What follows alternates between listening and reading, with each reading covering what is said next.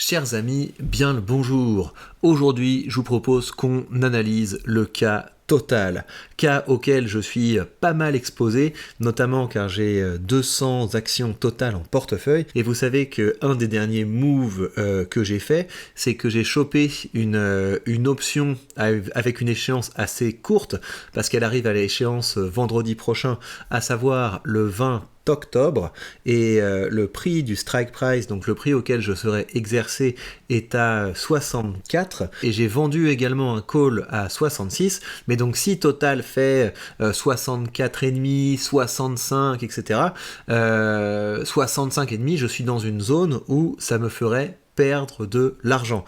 Et il se trouve que hier, Total s'est rapproché dangereusement de la zone critique, à savoir la barre des 64, et donc j'ai décidé d'agir, j'ai pris une décision, et je vais vous montrer ça dans cet épisode. Avant, je voudrais qu'on se pose pour regarder un petit peu les finances de Total, et qu'on se demande, est-ce que c'est délirant d'acheter Total sur les 64 euros, enfin voilà, dans ces eaux-là, est-ce que c'est un prix qui est quand même surévalué pour l'action Total? Et la réponse, donc je me suis un peu plongé dans ces finances, et je suis pas certain en fait que ce soit si délirant que ça. Regardez, il y a un indicateur qui est assez intéressant. Vous voyez, ça c'est l'évolution du PER historique, donc le price to earning ratio. Et donc en gros, ce que vous dit le PER, c'est combien vous payez chaque point de bénéfice d'une entreprise.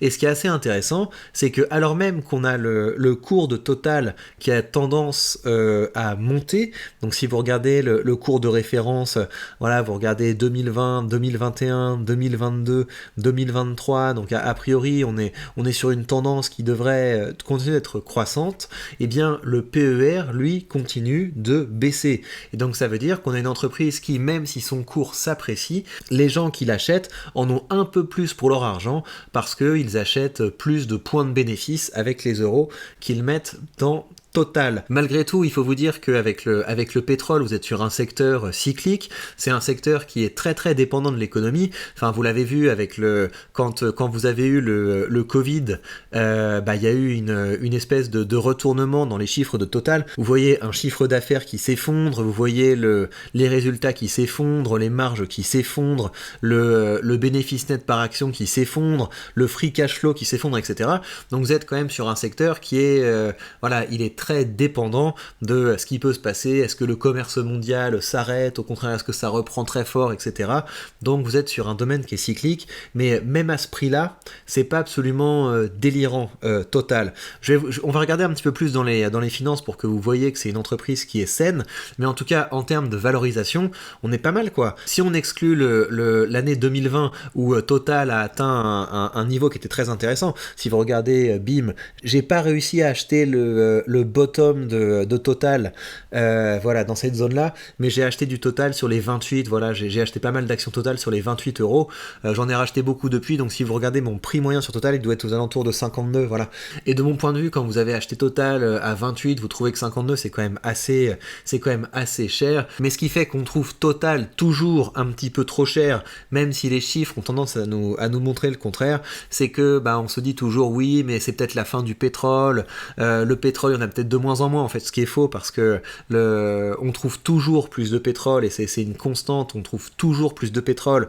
Quand le prix du baril augmente, ça devient plus intéressant de chercher, et on trouve constamment de nouvelles sources de pétrole. Donc l'idée que le pétrole dans 20 ans il y en aura plus, c'est un peu une salade, mais on a quand même pas mal de croyances qui nous font douter de l'avenir de cette entreprise.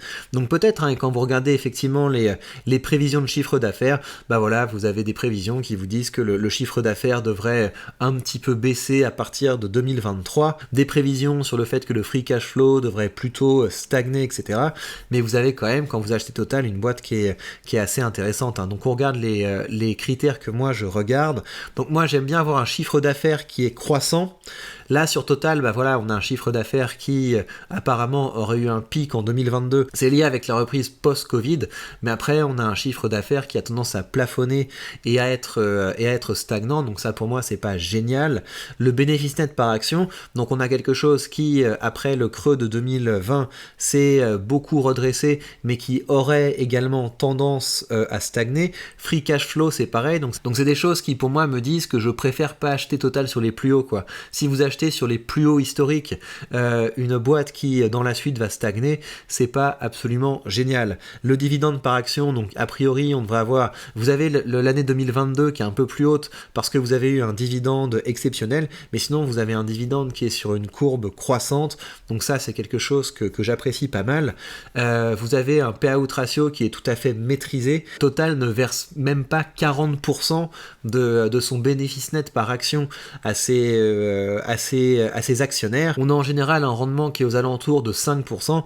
Donc voilà, on est sur une entreprise qui est bourrée de cash. Dernière chose qui est quand même assez importante à regarder, c'est l'endettement.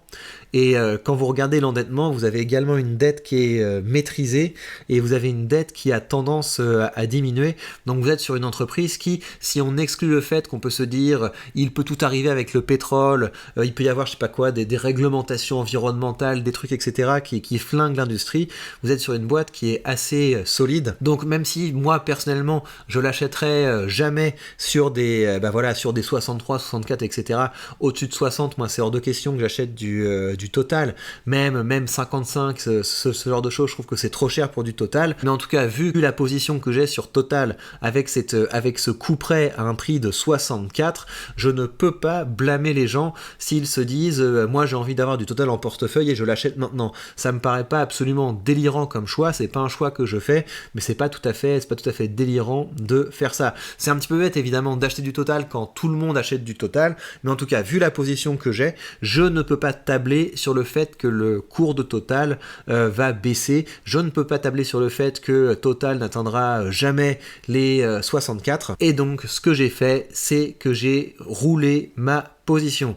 Je vais vous montrer les différents trades que j'ai fait, mais donc l'idée qui est pour moi importante quand on fait des options comme je le fais, c'est que je cherche pas à aller contre le marché. Ce que je fais, c'est que j'accompagne le marché. Et si les gens se disent, moi je veux du Total à ce prix-là, moi je veux du Total à 64, 65, etc., très bien. Si le cours d'une action monte, vous avez toute la chaîne de prix d'options qui monte. J'en ai profité hier pour me faire un petit billet et je vais vous montrer ça. Donc vous savez, sur Total, j'avais donc vendu une option à 64 et j'ai dû payer ce prix-là pour pouvoir la racheter. J'avais également acheté une option pour me couvrir avec une échéance de 66 et je l'ai donc revendue.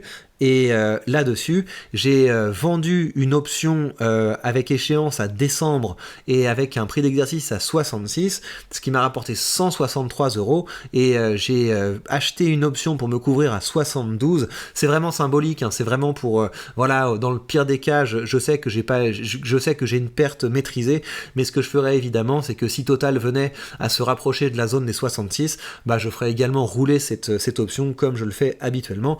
Mais donc ce que ça veut dire, c'est qu'avec ces trades, l'un dans l'autre, j'ai gagné un petit 74 €. Donc j'aurais pu évidemment me dire, je vais la jouer, je maintiens ma position, etc. Mais encore une fois, je suis pas du tout là pour faire le devin, je suis pas du tout là pour faire des prédictions. Je suis là pour gagner de l'argent. Et donc si Total veut monter, eh bien je monte avec Total. Donc ce que ça veut dire, si on regarde le total des revenus que j'ai générés avec ce portefeuille, je suis déjà à 558 € grâce à la vente d'options. Les gros dividendes n'ont même pas encore commencé de tomber, on a touché quelques loyers Realty qui font qu'on est déjà à 612 € pour ce mois d'octobre, et ça fait que le mois d'octobre est maintenant mon deuxième mois le plus rentable, et c'est pas impossible en fait qu'on tape encore un petit 1000 € au cours de ce mois. On va voir ce que les marchés vont nous donner, hein. De toute façon moi les marchés je les prédis pas, je les accompagne, mais quand je vois des opportunités, eh bien j'encaisse. Je trouve ça complètement fou. Vous savez que j'ai envoyé un petit 600 ou un petit 700 balles pour renforcer ma position dans cette ETF hier, voilà, le Vanguard All World, et j'ai déjà de l'argent qui est revenu grâce à la vente d'options sur ce portefeuille. Et donc ce que je vais faire pour la suite de ce mois, c'est que je vais continuer à vendre des options et j'ai des dividendes qui vont arriver, et à la fin du mois j'aurai une nouvelle cartouche à investir dans mes ETF pour continuer de faire grossir la partie tout à fait passive de mon portefeuille et augmenter mon capital. Donc encore une fois, je suis super content d'avoir commencé à vendre des des options, c'est fun, ça me permet de prendre du plaisir à investir et surtout c'est hyper rentable parce que voilà, vous voyez la taille du portefeuille, vous voyez le rendement que je suis capable de dégager mois après mois avec la vente d'options. Là ça commence à être significatif, hein. Quand on voit que le premier mois j'ai gagné 100 balles avec les options, le deuxième mois 328, le troisième mois plus de 800, là on est déjà à 550, donc c'est enfin voilà, j'augmente considérablement le rendement de mon portefeuille grâce aux options. Et je vais continuer de documenter ça avec vous, mais donc ça veut dire qu'on va essayer maintenant d'aller titiller la barre des 100 000 euros sur ce portefeuille. On va essayer de dépasser les 100 000 euros dans le courant de l'année prochaine. Je trouve que ce serait un assez beau palier à atteindre, et ben voilà, ça me paraît tout à fait possible vu le rendement qu'on parvient à dégager. Et puis au-delà de ça, je trouve que avoir plus de 600 balles comme ça qui arrivent en revenus de nos investissements, bah, c'est quand même très sympathique, et donc ça rend la liberté financière tout à fait crédible, tout à fait proche, tout à fait concrète.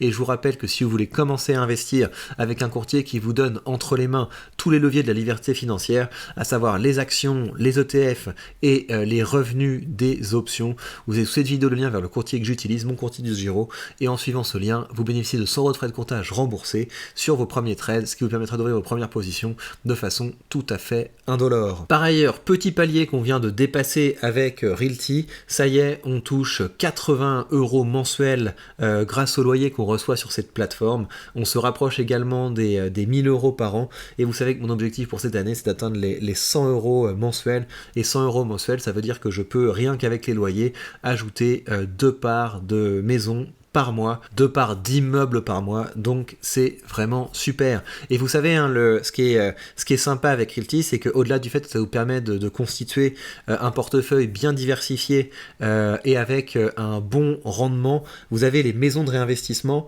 et donc ce que ça veut dire les maisons de réinvestissement, c'est que vos loyers sont directement réinvestis pour acquérir de nouvelles parts de propriété, et là la nouvelle maison de réinvestissement qui nous ont sorti, c'est vos loyers là en ce moment sur Realty, si vous optez pour ça, sont directement réinvestis dans ces 3 petites maisons, et vous avez un rendement de 10%. Donc c'est là qu'on voit à quel point c'est puissant. C'est que vos loyers sont directement réinvestis à 10%. Donc là pour le coup vous avez aussi un effet cumulé qui est assez spectaculaire.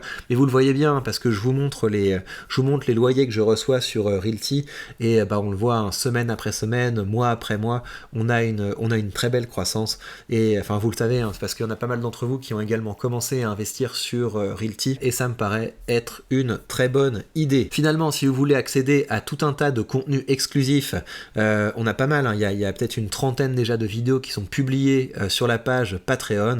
Vous avez des vidéos d'analyse d'un portefeuille qui s'appelle le portefeuille alpha, que je constitue sous vos yeux et dont je documente les achats. Vous avez également un chat avec lequel vous pouvez échanger à la fois sur l'entrepreneuriat, sur vos derniers investissements, ou poser toutes vos questions. On fait également régulièrement des FAQ où vous me posez vos questions et j'y réponds en vidéo. Vous avez accès à des mini-guides sur l'investissement pour devenir de meilleurs investisseurs, et je vais d'ailleurs en publier un prochainement sur la vente d'options parce que je commence à avoir acquis une certaine expérience dans le domaine.